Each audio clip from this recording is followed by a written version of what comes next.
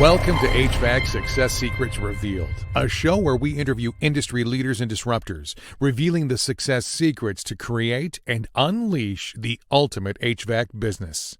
Now your hosts, Thaddeus and Evan.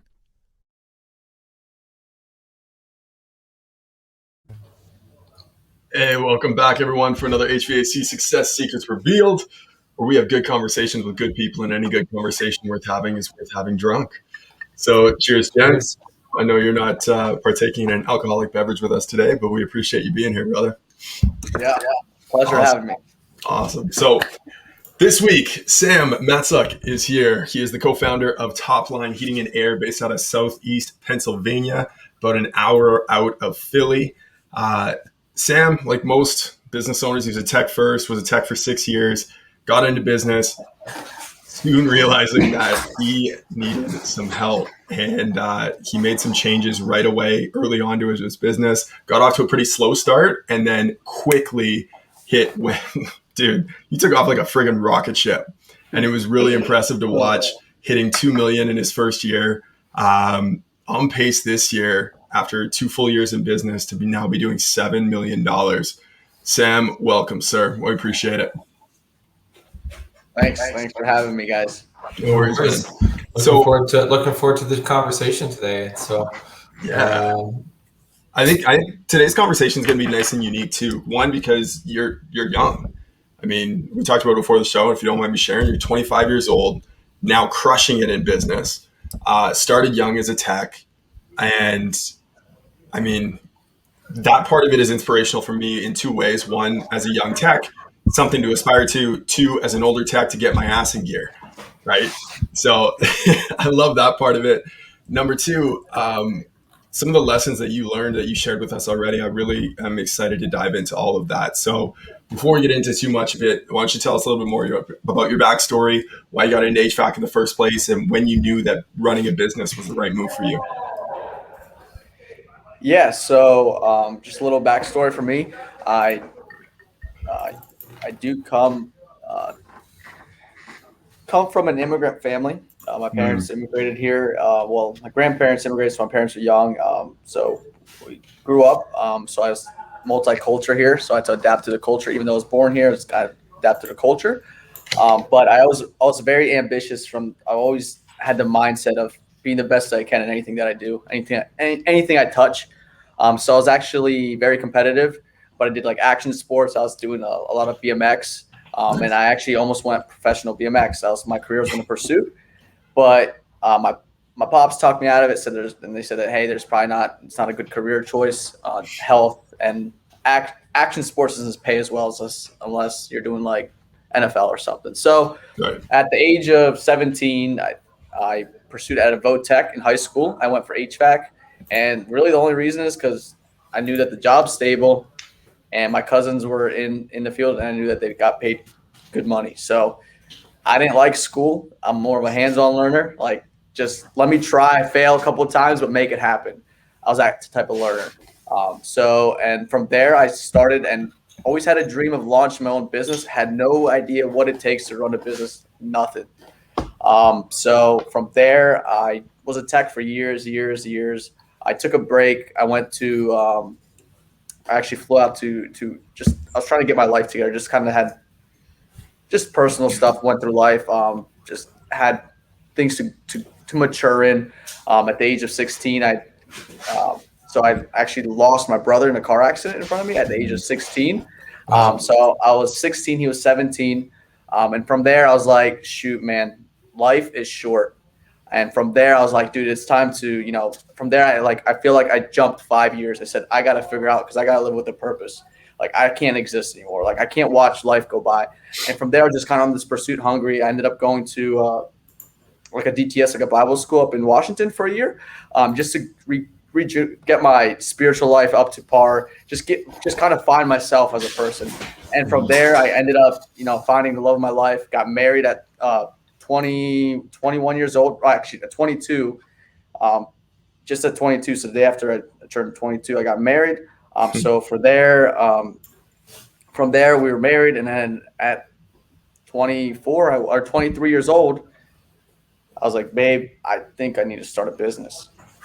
And from there, I started online business. So I started doing Amazon. So I was drop Drop shipping. shipping, yeah. I was doing. I was selling cars. I was a hustler. I was like an undercover dealer. So I have a lot of people local here that are they don't speak good English, but they flip cars from the auction.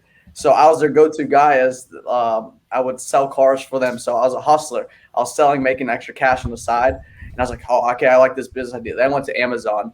But this whole time, I'm still a tech the whole time. And then from there, right there at the end of 2019 is when I launched my HVAC company. And the goal of it, to be honest, was to launch a company to do two to three change-outs a month, make enough income, and focus on Amazon. So what changed then? Because I know like the Amazon world, like I got to start in Kindle publishing. That's how I started my online foray. I looked at the drop shipping and I decided to do the Kindle publishing instead. And so I understand the whole Amazon game, in behind it. But what changed then from saying, okay, I want to only do 2 to 3 installs per month and focus on drop shipping to now I'm assuming you probably don't do any drop shipping No. and focus fully on your on growing the HVAC biz. Ideally, if it like something just unclicked. So I felt like I was in a season. I was just trying different things. And then at one moment, even though I didn't think it was going to be HVAC, to be honest, but what happened is as I, started getting the marketing up and started running you got to understand, guys, I never did sales in my life. So when I started the business, I had to teach myself how to do sales. I was reading brochures, I was reading books, watching YouTube videos, how to do a sale. And my very first job I went to quote was a $50,000 commercial project that I walked in there. And to be honest, I landed half the deal, which I did, that's the crazy part. I landed the deal because I was able to undercut the other guys, but I still walked in uniform. You got to understand, I never started out just wearing sweats. I didn't believe it. I believed in the power of a brand. I didn't know it, but I just fake it till you make it, they say. And that was to the max. I walked in there faking it, and I almost lost the job. I had no idea what an invoice is, and she brings me into the meeting. It was like a commercial place. They said, "Hey, we had a board meeting. They're a little concerned about your business." I said, "Why is that? How long have you been in business?" I'm literally a month old. You gotta understand. Oh no, I launched my LLC in January, but I didn't do business till March. So how long have you been in business? And I'm like, oh, I just been, I've been in the industry for years, and I had to use the background of being years of, and then of course admit how long I've been in business. But the whole thing was on the invoice, I put my apartment address for my business instead of a PO box. I was that much of a noob. My business was registered to my address, and that's what was on the invoice. So that's my first days. I landed that job still, got that job. I was like, oh shoot, man, that was 10K right there. And then from there, I started landing 1 or 2. I did 30K my first month. And then from there, I'm like, this is pretty darn cool. And I'm like, still messing around with Amazon there. I'm still looking. And then second month, I was meeting with my marketing company that I hired just because I wanted to stand out. I was like, everyone else is everywhere else. What can I do different? So I knew it had to be digital marketing. So I got into investing into digital marketing to help build the brand. Well, then I ended up, we started building the digital marketing and ended up building a partnership with digital marketing. One of the guys there said, "Hey, man, makes sense." So we ended up partnering, building a whole new brand, and from there is where we really took off. Is where I regained vision. I found purpose in a way, and honestly, from there, there's so much that took place. I felt like I lived 10 years right now in 1 year or a year and a half.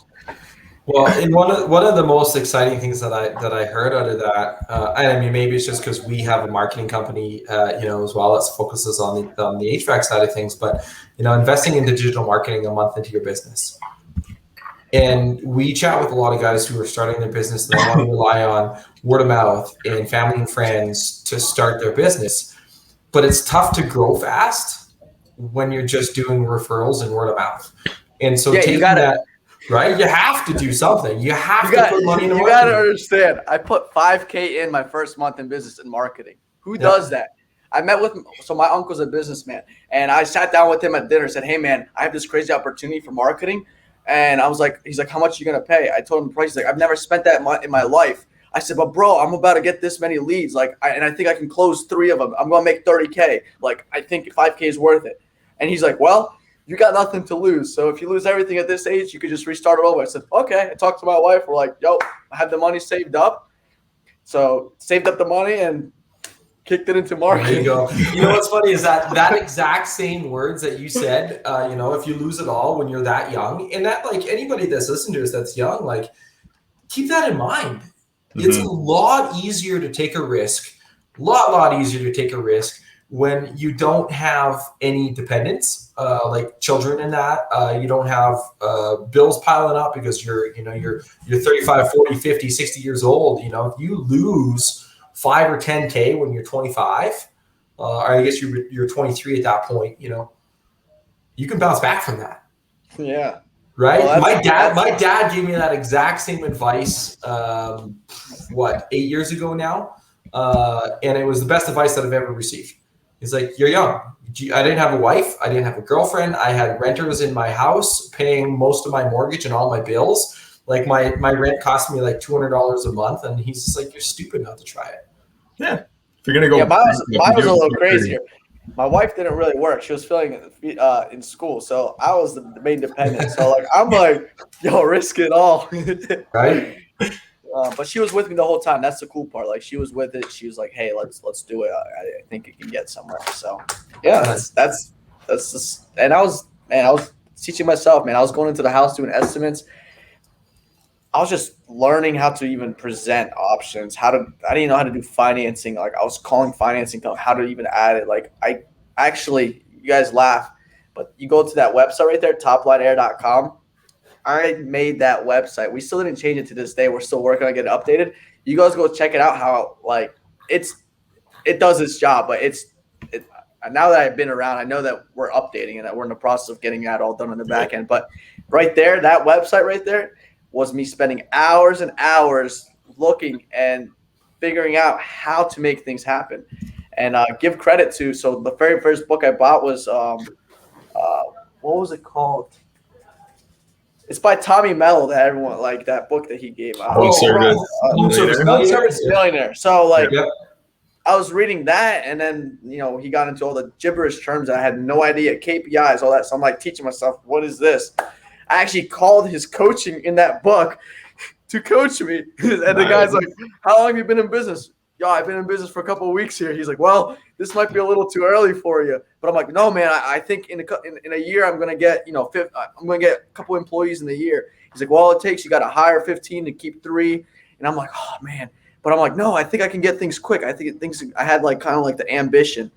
And from there, I literally went on people's websites and like looked at successful websites, and I tried to design it myself. I teach myself how to do coding, like how to press this call. Like, I was teaching myself this stuff. You got to understand, I had no background. I was teaching myself everything. Yep. The one thing that kept me going was the ambition and the drive. Right, 100%. Tersh Blushett, by the way, in the house. What's up, guys? I would respond to you on Facebook, Tersh, but my Facebook account is currently in limbo land because I got the good old Zuckerberg slap. But so love Tersh Blushett, by the way.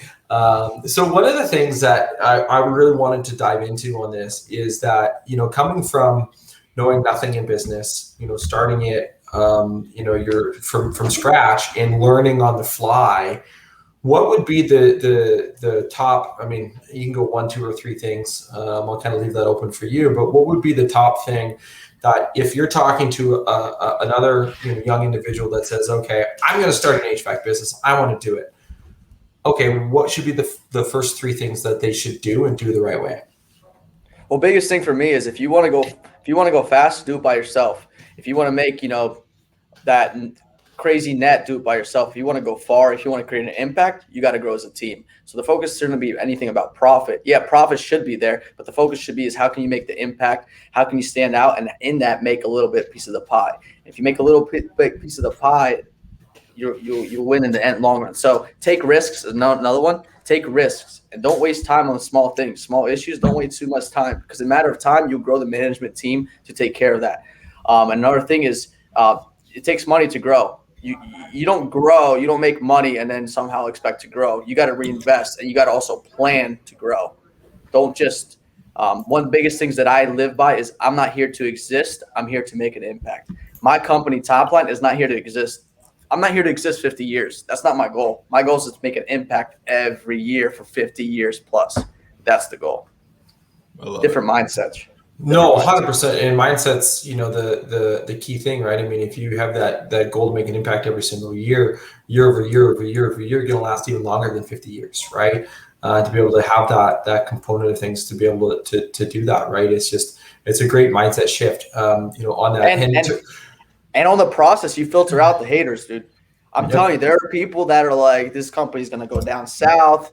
I'm talking smack. Like, it's just, you're going to hear it, right? So you really filter out who's really for you. And the cool part is you start to get A players. Yeah. Like, you get the people that are A players. Like, we grew, I think we just hit 41 employees. I think that's what we hit right now, 41 or 42. And we're one of the larger companies in the local area, and those companies been around for 20. And I'm speaking with complete humility. And my goal is not to be the biggest. My goal is to be the one that makes the biggest impact. Mm-hmm. And it takes a team to make that. So my thing for advice for every business owner is be humble, man. Be teachable, remain coachable. I still feel like I know nothing. Like, my team, most of them know a lot more than I do in HVAC, and that's what they're good at. My goal is not to learn about HVAC. My goal is to develop a team and serve the community using my gift as leadership, as leading, and using the tool as HVAC to make that happen. No, that reminds me of when we used to sell Cutco knives. It was never about the knives; it was about the lives. That's one of the manager's creed that they said. It was never about the lives; it was about the lives. And so, if you can just have that to be able to, I mean, you now provide 41 jobs in your marketplace, right? You provide for 41 individuals and their families. That's a huge impact to have, and it's a huge mindset and a huge why on that. And Tersh, that's not in the group because my Facebook is connected to our StreamYard, and my Facebook is banned, so I wasn't able to get it into the group. That's why it doesn't exist there. So I believe it should be posted now. Gotta love Facebook and the Facebook slap. But one of the things you mentioned is filter out the haters. And it's actually funny. And the other day I was reading, one of our clients posted in a group about a sale that he made, and he was getting roasted. And I feel bad. And guys, I think he took it in stride. But there's a lot of people out there that hate on people that have the success, right? So to filter out those haters, what are some things that you've done to be able to help yourself filter those individuals out of your life? One of the biggest things that I did is mindset. Like, I can't let what people are talking outside determine how I am on the inside, right? There has to be a development within me, within my character, within my mindset, realizing and understanding that they just don't see what I see. Therefore, I can't expect them to think the way I think. They don't invest into their time the way I do. They don't see what I have, what I like, the vision. They just don't see the way I see. So I can't. Honestly, I have no right to judge. In a way, I can't really judge them for that. I just really kind of bless them on their way and say, hey, man, if you ever need anything, I'm only a phone call away. Like, I'm here, man. I could just share you what I did. So if I could put it in two terms, in the words, is not living for the fear of man, if that makes a sense. Not laying down for the fear of man, like for the applause of the people. That will come. There's going to be people that are going to be cheering you on later on, but it's because of what you went through that gives you the applause, and it's never about the applause. So, and that's like, we as people, when we're like just us, we're very selfish, right? We're very like, we want people to care about what we care what people think about us, and that is what we have to break off, especially in leadership, especially as business leaders. And then we must grow that within the team, so that within the culture it grows that way. So, don't care what people think. You gotta love the process, right? As a business owner, if you don't love the journey, if you don't love the process, then one, you're probably going to fail more than you win. So you're going to be quitting pretty damn early. Two, you end up with more negative comments than positive at the beginning, and more doubters and more haters and all that other shit that you got to push out and push out of the way. One of the things that you had said at the beginning there was deciding what kind of business you want to be. And I mean, there are guys that, hey, I want to be one guy in a truck, make my money. And that's great, as long as that's what your goal is. If your goal is to be $1 million, $2 million, $10 million business, and that's what you're doing right now, I'm sorry, you're not going to get there. So decide what it is, what kind of business you want to be, and take steps towards moving towards that. Another thing that you mentioned in passing was that you kind of changed up your brand a little bit and really honed in on what it is that you wanted your brand to be about. So what was that process like? What was the decision process like around Top Line, around the bear image that you guys use? Because I love it, the color scheme, all of that. How did that all come about? So, like, you got to understand, did you guys see my first logo? No. Oh, good. So I was also a graphic designer when I started the company. I designed my own logo at first. Just had no idea, just doing everything on a budget. So when I decided, so I was actually branded as Top Line Mechanical at first. So it was Top Line Mechanical, and which I also did refrigeration. I was a refrigeration technician at the time as well. So I was like, oh, I can do refrigeration, HVAC, I could do it all. So I had the mindset of being a jack of all trades, master at none. So what I did is when we started developing the brand, and especially when I stepped into partnership, the vision was, hey, we want to be the #1 customer service based company, HVAC, in the local area. So what are some things we need to fix? It's the brand, because people buy from the brand, something that they trust. So ideally, we wanted to build that and change that name, especially in the local area, and stand out in the local area. So with that being said, we're like, man, what can we do? So from a marketing perspective, there's not too many brands around here that have like something that stands out, like a mascot. Let's put it that way.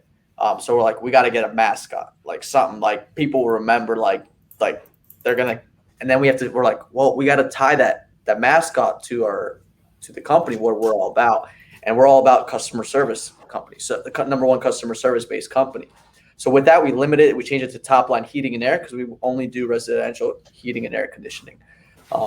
And with the mascot, we were like, so we want to be the company that is always there, cares for them. What is something that feels like they care? Well, we got the idea of a bear hug. It's like when someone bear hugs you, it like feels like it hugs you. So we're like, shoot, we're gonna use a teddy bear, and then we use the cape, stating like, hey, we're always, like, he's flying, like we're always gonna be there to take care of you. And of course, the wrench is for the mechanics of heating and air conditioning we use, and the biggest thing that we use is the smile. So this big smile on the teddy bear.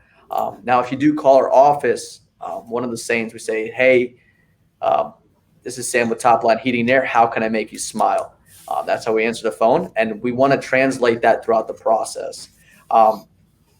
So that's how we developed the brand and the vision, and we got that logo design within a month, and we had the vans wrapped within I think it was like a month after that, and we just started filtering them out. But yeah, it was a really quick decision, but that's the whole focus behind it, what we stand for, and what the teddy bear, what's the reasons, because a lot of people ask.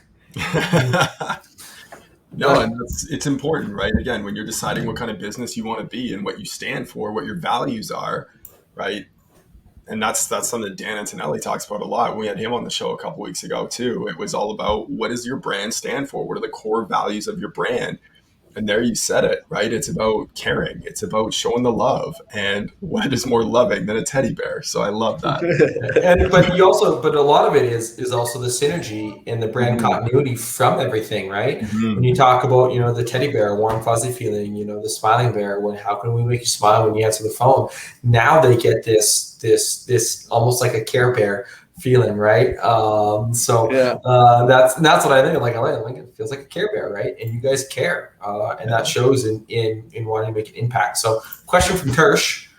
Oh, Evan, you took it down. What is the population? At the same time, right? What is the population of where you are located, or I guess your service area, because you guys serve a few counties. So, Yeah, I'll be honest. I gotta look because I don't handle too much of the marketing side of things, so developing leads. But let me see here. Well, Chester County would be your big one. Uh, Actually, it'd be Lancaster, more or less Lancaster, Okay. and then just inside of Lancaster. So on Google, we just we recently moved into a new location, and we moved actually into a new warehouse in Lancaster. Nice. But we don't have that location mapped out yet. So we technically have two locations now. We have one in Honeybrook, which is where our basically all the office staff is, and we have a warehouse where our fulfillment side is right now. But do you have the population that you said? Lancaster County population 545,000 in 2019. There you go. And then it may be a little bit more up there. So we do. I think it's a 30-mile within a 30-mile radius around the area at the max, and that's if we slim it down as the heating season is coming closer. We spread. That's one of our tactics, and then developing service around that. So Makes sense. Cool. Random question generator. I love this part. Because it's completely random and has no bearing on anything HVAC related for the most part. So Evan was the one who actually found this one today and shared it. Is if you were in a witness protection program, what would be your new name? Where would you go? And why are you in witness protection? That's a wild question. So if you were in witness protection program, why would you be in it? What would your new name be? And where would you go? I'm like blank. I'm trying to think. I'm creative, but not that creative. On that side of things. Probably like middle of Iowa somewhere, like a small town of 10,000 people in the middle of nowhere. Northern Montana is probably a better place for that. Pennsylvania's where we live in. We still have Amish. I don't know if you guys even know what Amish are. Yeah, absolutely. No electric and stuff, so we still have that here. So it's still pretty. We're a little more conservative here, I guess, in some areas. So we're still kind of not like that Montana feel, but we're a little. Yep. So you go hide in the Amish community? That would be your. No, I wouldn't. No. Well, you think about that. If you did go to hide in an Amish community, I mean, they don't really have a lot of technology or cell phones, so you wouldn't have to worry about your picture getting put anywhere because they don't have that capabilities, right? But surprised. Yeah, that's true. They are getting more and more on there. I think one of the craziest, because everybody hears the Amish and like, oh yeah, they don't really do the technology, they don't really do electricity, all that stuff, and then when you see a couple of them in an airport, it kind of is like, whoa, what? Yeah, they're awesome though. I did work for them. Oh, my AirPod died. I did work for them, and I'm gonna just go to my computer mic. That's all right. No worries. So you did get this compliment here from Tersh, which always a pleasure to get him involved in the show and giving some feedback. But just saying you're killing it without being in an LA type population, and absolutely you are. So thank you, Tersh, for the feedback. Hey, appreciate it, man. I appreciate it. Rum Spring gets pretty lit. Talking from experience there, Tersh. Love it, brother. That's awesome. Funny. Well, the other thing you talked about was digital marketing and how you dove headfirst into that and really took off with it. So I'm curious, what were some of the strategies that you implemented on there? I believe Facebook was a big part of it, but wanted to get into that a little bit. And then how did you get around some of those struggles within Facebook being like, for you, it was the election, right? But those kinds of things come up all the time where Facebook will put up bans and block your account and all this other shit. So how did you get around some of those things for the guys that like to do it themselves because they don't have the budget to hire someone? So I don't have the full, I guess I can't give myself all the credit for that. Yeah, it's all good. I'm working with an agency, which basically takes care of all that, but we're kind of like the ones that initiate to make, hey, let's do this and that. So one of the biggest thing is, I think the biggest thing is giving trust to an agency that does the study is a big thing. Mm-hmm. Reason being is, like, for example, some people say, I want you to post this picture because it's a good picture. But you post this other picture they don't like, but it's converting like crazy. And you got the people that think that they know and they put the trust in that. Like I was a guy like, dude, put whatever, like we were just trying things to make things convert. And the overall is conversion. Yeah, it's brand awareness, but it's also you want to make sure you can convert, not just generate.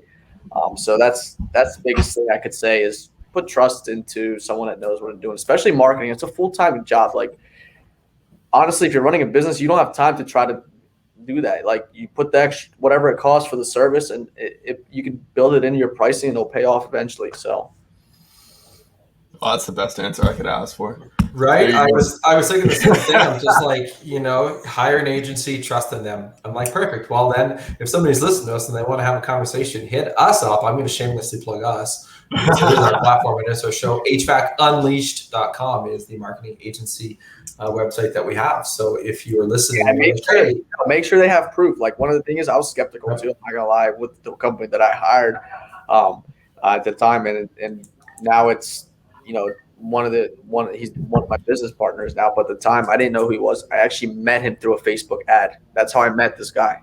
So you gotta understand this. My partner came through a Facebook ad. I met him, and he was local, and we ended up, we have the same vision, same kind of values of what we stand for and what we want to impact. And it was no brainer for me to I was new. I was like, hey, I was ambitious, and we did it. And honestly, it was the best thing ever because marketing, I don't say go trust everyone, but make sure, there's credibility. I had made some calls. If they can't give you results, if they can't get a client on the phone with you to talk about results or what they did, to how their service was with that, trust reliable, and don't just go for cheap. Don't just go for a cheap company. Look for someone that produces results.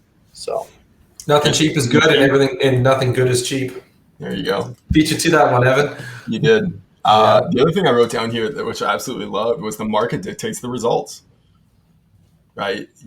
Okay, I love this picture. You post it, you share it, whatever, and it's getting nothing. But another one you post that you hated and that looked like shit is all of a sudden getting the result. Like, what is it that you care more about, your appearance or the results that are coming in from it, right? Let the market dictate what it is that you do within your business. If you're not testing different things, you're going to end up letting people down, and most importantly, your employees, and being able to pay them because you don't have the jobs for them to do. And of course, you get to control what you want to do. If you want tune-ups, you make sure you run tune-ups. If you run replacements, run replacements. If you want to push mini splits, do that. The crazy part is we have more in our fingertips and what we can do, and I feel like it's the greatest time to even start a business. Absolutely. Well, let's get into some of the SOPs and what it is that you started to implement there, and the knowledge that you started to take in, because you did a lot of research and a lot of studying in how to run your business more efficiently, more effectively. So what were some of the books that you read? What were some of the videos that you started watching? I know you talked about sales being a big part of that, and even looking into coaching too. What were some of the different steps and strategies that you started to implement in your own business to really grow it to the point that it's at now? Give me 1 second. I'll get you. So, yes, we're going to get a full book list. This is perfect. Well, 1 second here. Do I have this other one? So I like so some of the things. So this was a good one. So I got this from one of my coaches. So I also hired a business coach right away too, which is love it big too. So I went all in when I started. Might as well. Was that Tommy's coaching or was that someone else? No, it's just it's nothing to do with HVAC. Just it was a coach that helps with my business life, my personal life, my business life, my professional life, my spiritual life, and then my mental life, like just everything all tied together. We touch base on everything every month. So kind of focus on cultivating that. But this is one of the books he gave me. It's called Making Money is Killing Your Business by Chuck Blakeman. Really good. Really helped me think differently. I didn't actually read this. This is just, I didn't fully read it. Just tap in here for tips to how to reward your employees. So it was just pretty cool. I never ran a team, never did leadership. So I had to figure out, because money can get you somewhere, but you also got to keep them there. So yep.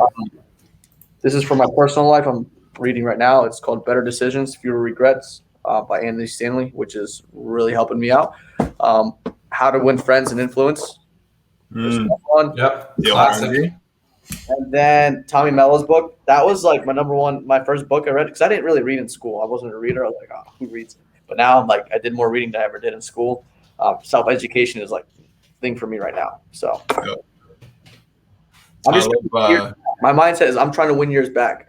I'm trying to, to grow that, like what other people are taking 10 years. I'm just trying to win years back. And that's kind of my mindset. So. No, you need to, as a business owner, you need to compress decades into days, right? And that's what you're doing. You're leveraging other people's failures, other people's experiences, other people's lessons, and turning it into your success. Jim Rohn, what was his quote? There was something you said that sparked it, and I can't remember it now. Anyways, go on. You sound like me and the life of having a newborn baby. Yeah, walk into the garage in the middle of doing a task to find something, and I walk in like, what did I even come in here for? And then I start a completely new task, and 2 hours later, I remember what I was going into the garage for. Like just wild. So to go back to the SOPs, what are some of the things that you've done there to help streamline the business and make it more repeatable in I guess a systematized way? Because when you hear SOPs, it's standard operating procedures, right? What have you implemented to be able to grow to 41 people in the amount of time that you've been in business?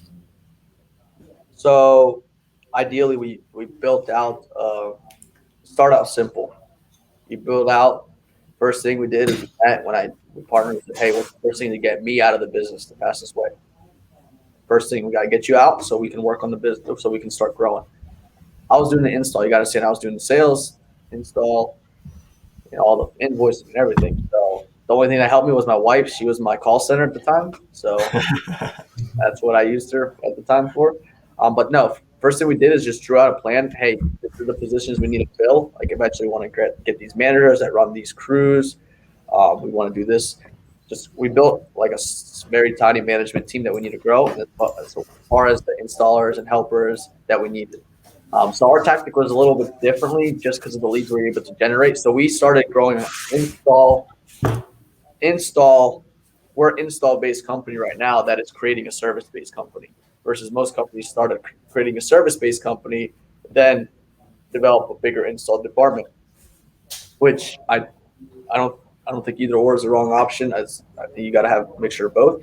But the way that we were able to handle and generate install leads and conversion and keep the guys busy consistently in the operations with that. So we ended up getting a CSR.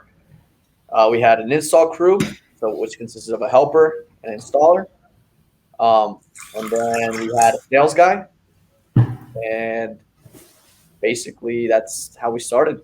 And we hired those within the first week of partnership. And bam, we're running. We're running as top line there at the time. And then we started building the brand. And then so in the summertime, we were able to jack up to 2 crews. And we're running 2 changeouts a day in June and July. And that's how we were able to do 300. We did 174, I believe.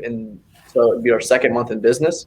We did 174,000 as partnership, 174,000, and then we did 322, and that was with 2 install crews.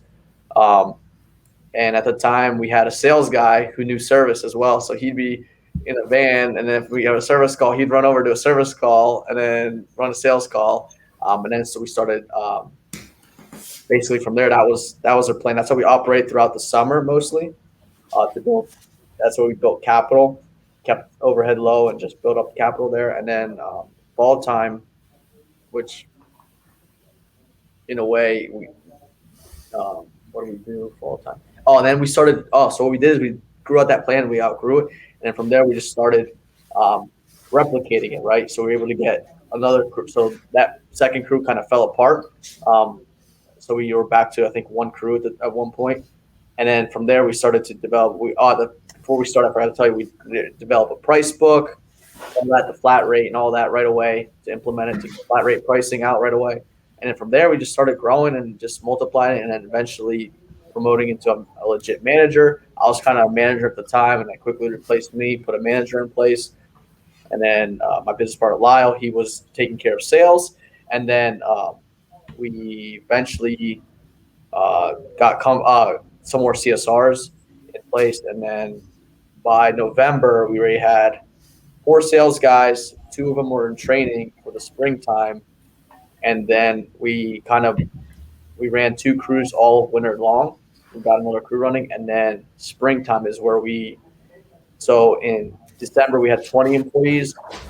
By now we have 40. So by springtime, we were still up to like 23.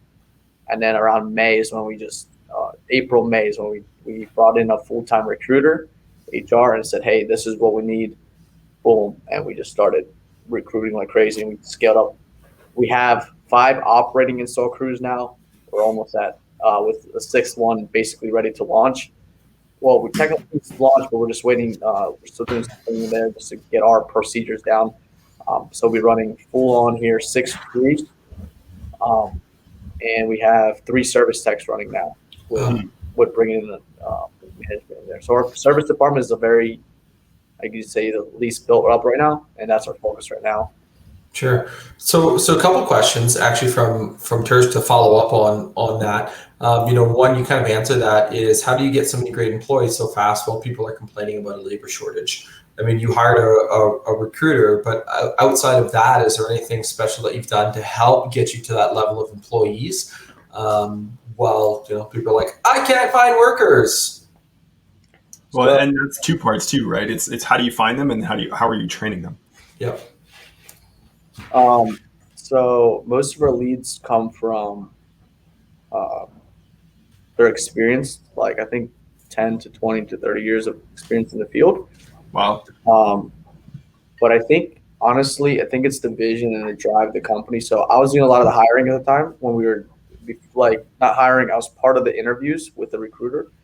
I have nothing to back up. I can't say I have this many years to prove that we've been in business for 50 years. So you have job security. I can't prove any of that. But I know what I can do is I can prove that we have vision, we have energy, we have drive. So what I did is I show, like, one of my things is I implement vision into each team member. We value team members. We do bonuses. We do just different ways we try to give gratitude, and like, they're everything. The team is everything to me. It's all because of them. And like, at the end, I don't know what the exact secret is, but I know for me, I believe it's when you give someone vision and purpose. It doesn't matter what you pay for them. That's worth more than gold. And eventually they're going to outperform, where they're going to get compensated more than they could ever thought they could imagine. And it's because it all comes in return, I think, personally. No, and I put vision, energy, drive, purpose equals great culture, right? That's essentially the biggest thing. If you can create a phenomenal and amazing culture, people are going to want to stay there and work there for a lot longer than either A, they should have, or B, they internally wanted to. Not to say that they wouldn't want to, but they stick around more because of the workplace, right? And like, I know Evan and I, we came through that, from a previous place that we were at. We stayed longer because the culture was amazing and the people were great, and we really enjoyed the people part of things. So I think that's a great part there to that. So Evan, any thoughts on that before we get into the second question from Church? No, let's dive into that. Like you hit it on the head. Cool. So the other question from Tersh, how did you get so many installs to start with versus getting service leads that flip to an install lead? So the marketing company that we work with, they're very specialized in generating install leads. We're on Google too, so it's Facebook, Google, but we're really good at generating estimate leads, and we got a good process streamlined how to build the value and convert those marketed leads into change outs. Now, with that being said, it has developed for us. It's a little bit reverse. It's developed a reputation just because we're just everywhere on Facebook. It's just like people think we've been in business for 10 years. People call us and say, hey, you guys just asking and saying, hey, yeah, we've seen you guys around for a while. We want to try. Like, we've had that. We built that reputation where I think we hit almost 500, 300, 297 5-star reviews. Hmm. Average 5-star. There's like a couple 1-star that we handled. With that, we became known as an install-driven company, and then it turned into referrals, and then we're working on the service. It's definitely that's a beast to generate, but yeah, service is definitely a little more trickier because Totally. Well, and it's service, focused, right? Like Yeah. that's where Google ads really come in is repairs and maintenance and things like that. When something breaks down, you don't go to Facebook to see who can help you fix it. You go to Google, Yeah. right? And those leads are a little bit more expensive, and I mean your revenue on it is a lot lower. So I don't know how to convert, build value. Yes, 100%. Yeah. Well, and it's not. When Ish came on the show, he also mentioned just in passing, like as he was talking, that like 90% of his revenue is off of installs. And funny that you also went out to go visit his operation out there. But again, it comes back to what kind of business do you want to be? And just narrow in your focus on being amazing at that one thing and then start to add something else, right?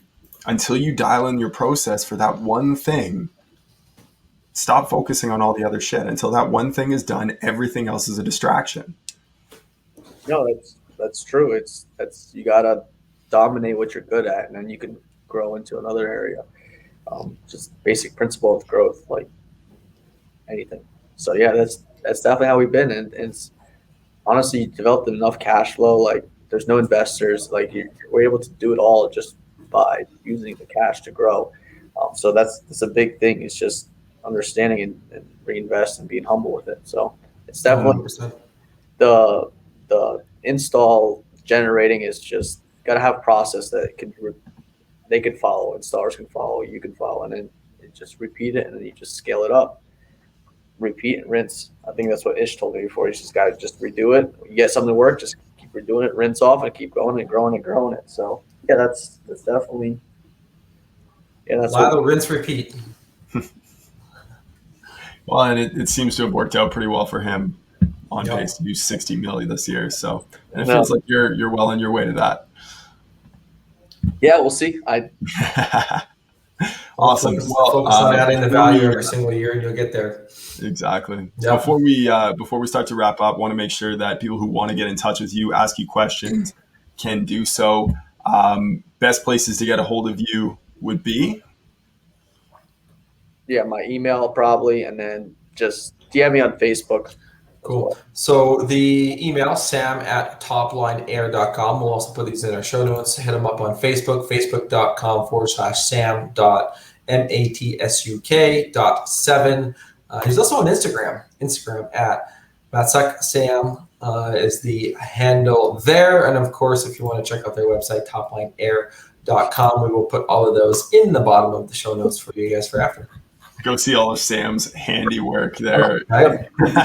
You know, like I was looking at it, and it gets the job done. So I mean, I got a bunch of DMs now to redo my website. yeah, Review my website. We're working on it. yeah. Well, you already have an agency that's redoing it, so but That's wicked, man. Well, let me ask you this. This is our final question. What is one question you wish people would ask you more, but they don't?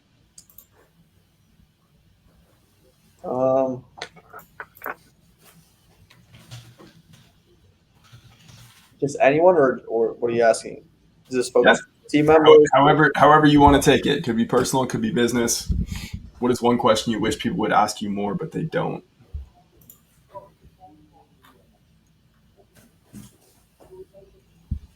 it's a tough question.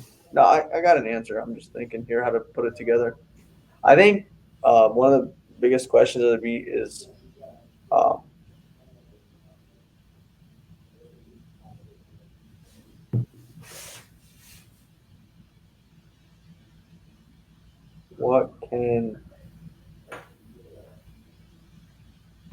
what's your purpose? So to me, I think in everything, if we get purpose, like it's like you come into a dark room, and you flick the light, boom, there's light there. You can see where you're headed in the room, where to avoid the chairs. and no longer is everything like on the side, like something that's you got to push through. It's more or less you know where to go through. So to me, I wish people would ask, and I asked. So I wish people would ask me why, because that's what got me here. Like I would ask people, like that's why I went and visited different companies. Um, I'm not there. Like I'm not there to compete. I'm just there. Hey, how'd you get there? How'd you do it? Build that. And what happens is you start to find yourself. And then when you develop your vision, you begin to like see, and those things that usually would weigh you down, they're no longer weigh you down. You actually build you up. You know what I mean? How they say every setback is a setup. So that's what I think. Or yeah, that's a big question. I say, what's your purpose? People ask. I love it. I love it. And you did already touch on this earlier a little bit in terms of impact. Is there anything you want to add to that in terms of what your purpose is? I just want to be the greatest version of me that I can be and what I can do. So I just want to max out my understanding and never stop growing. So this right here has got to grow. So I can't keep that door shut. So that's the only thing I can say is purpose, drive, keep driving, and keep growing. So there you go. You heard it from the $7 million man. Stop competing with others. Start competing with yourself and challenge yourself to be better than you were yesterday. That's right. Perfect. That is a great line to end the show on, Sam. Thank you for taking the time out of your day. Until next time. Cheers. Yeah, Cheers. thank you guys. Have a good one. You too, Sam. Cheers. Yeah.